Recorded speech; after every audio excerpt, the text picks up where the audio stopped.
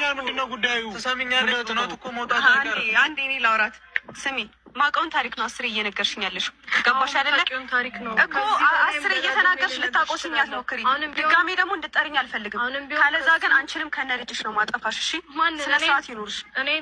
ከዚህ በላይ አፍሽ እንዳከፍችብኝ ይበቃሻል። እኔ ራሴን ፈልጌ ነው ከህይወታችሁ የወጣሁላችሁ። በቃ መውጣት ስለሌለብሽ 10 ግን እንዳትጠሪ፣ ደግመሽ ግን እንዳትጠሪ። መውጣት ስለሌለብሽ የማውቀውን ታሪክ እንዳትነግሪኝ። ሰማሻ? እስኪ ሰለቻችሁ ደጋግሜ ነው የምነግራችሁ። ይሄ እውነት ለኔ ሳይሆን ለሱ ደጋግሜ እነግራችኋለሁ። ለኔ ሳይሆን ለሱ ነው የምትነግሪኝ። በቃ ተይ በእናትሽ። ምንድነው ለኔ የምነግርሽ? በቃ ይበቃል። ለሱ ነገሩ እኔ አንቺን ላለማጣ በጣም እየጣርኩ ነበር። ገብቶሻል አይደል? ታዲያ እኔ መጥራት ለምን አስፈልጋለሁ? ለሱ ነገሩ ያትበይኝ በቃ። እንዴ እኔስ ምን ልበድ ነው? አንተ ነው የሚያሳብድ። አቦ አንቺ በእናትሽ ስነ ስርዓት እንከባበር። በቃ አዩ ለምንድን ነው ማለት ፍላጎትሽ ምንድን ነው?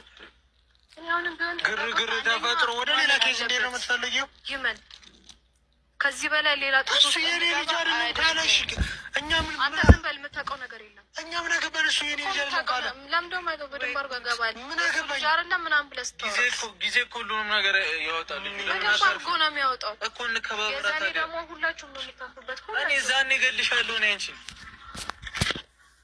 ቀድሜ ካልገደልኩ ነው። ኧረ እባካችሁን